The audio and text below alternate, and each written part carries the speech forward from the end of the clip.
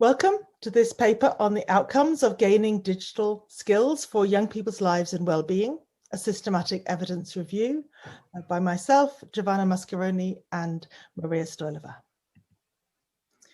We begin with an introduction and definition of digital skills, taking our lead from the ITU's definition that digital skills are the ability to use technologies in ways that help individuals achieve beneficial outcomes and reduce the harm associated with negative aspects of digital engagement. And we situate our work in noting a shift from a lot of focus on definitional debates to the question of the outcomes of gaining digital skills. When we come to focus on children and young people, we see that research and policy alike are often unclear about the expected outcomes for young people of gaining digital skills, despite the huge push to provide access. The methods we used are a systematic evidence review designed to answer 3 research questions. What are the outcomes of young people's digital skills? Can the different dimensions of digital skills be linked to distinct outcomes? And how does the research literature explain the outcomes of digital skills? We did the systematic evidence review following the PRISMA method, and we lodged the protocol in the Prospero database, and you can see the details, which I won't describe here, of how we came to the analysis of our final sample of digital skills research. The 4 dimensions of digital skills that we use for research question 2, we took from work ongoing in the Y-Skills network, which distinguishes technical, information, communication, and creative skills. Research question 1 on the outcomes of digital skills found that 2/3 of the studies examined the effects of digital skills on online opportunities and other benefits. 1/3 examined online risks of harm. All the research examined proximal rather than long-term outcomes, and overwhelmingly the findings were that greater digital skills are linked to more online opportunities, information benefits, and a positive orientation to technology. We also find more skills are linked to a greater greater risks, but not necessarily to online harm. And for more detailed findings, there is insufficient research. So I'm going to talk about how the different dimensions of skills are linked to different outcomes. It was very interesting for us to find that it's not necessarily that better skills are linked to better outcomes. The picture is quite mixed and complex, and sometimes we have both positive and negative effects from skills. From the 34 studies that we looked at, only 13 look at separate dimensions of the digital skills, so the 4 dimensions that Sonia just mentioned. While the majority look at composite measures, which makes it really hard to find out where the positive results are coming from. But overall, we found that technical skills tend to have more mixed outcomes than the other dimensions, and more negative and harmful outcomes, for example, increased online risk. Therefore, we think that more attention needs to be paid to the technical dimensions. On the other hand, information skills is one of the dimensions which is consistently linked to better and more beneficial outcomes, linked to, for example, civic participation, online opportunities, and academic grades. And this is confirmed by the studies which look at separate dimensions, but also the ones that use information skills as part of the composite measure.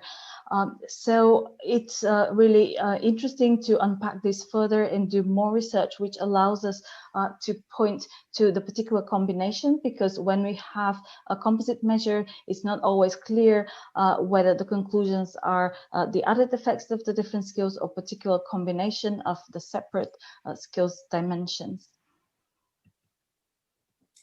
When it comes to research question 3, we only found 11 studies which test the relationship between the antecedents of digital skills to their outcomes for children and young people.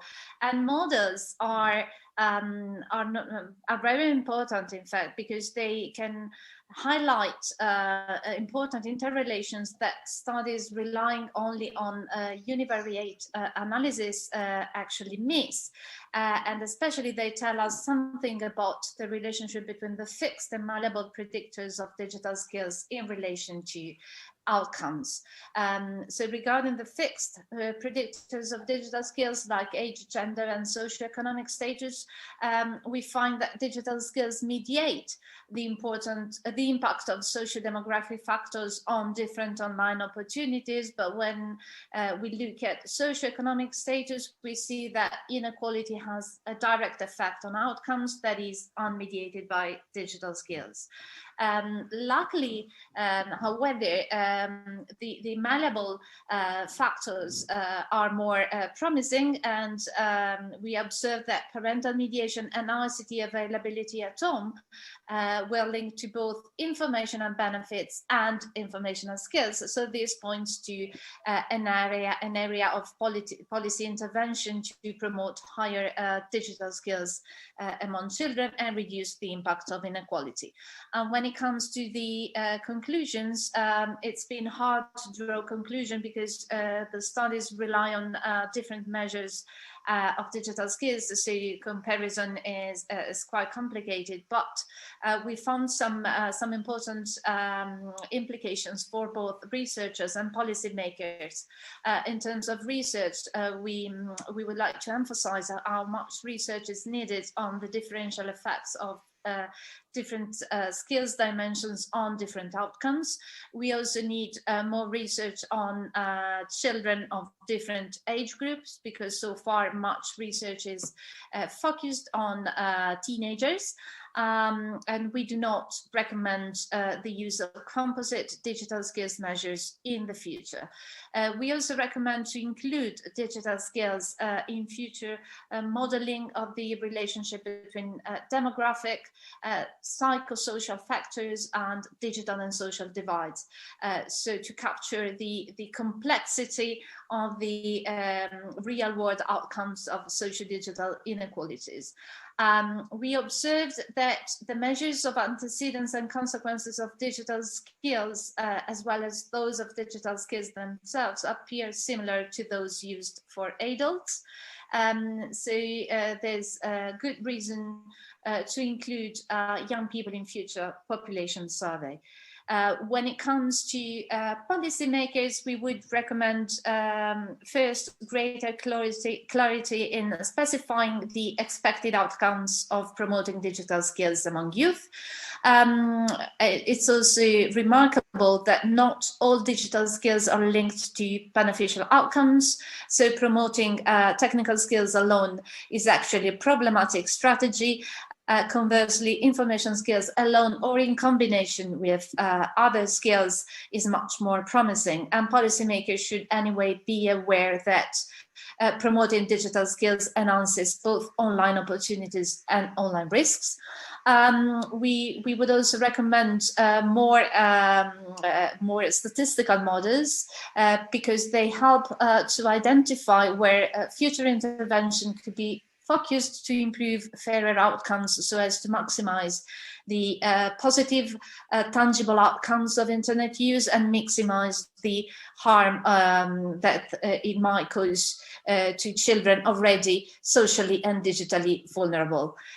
Thank you for your attention, and we'd like to point your attention to the reports that we have already published and that are available on the WiseSkills website. Thank you.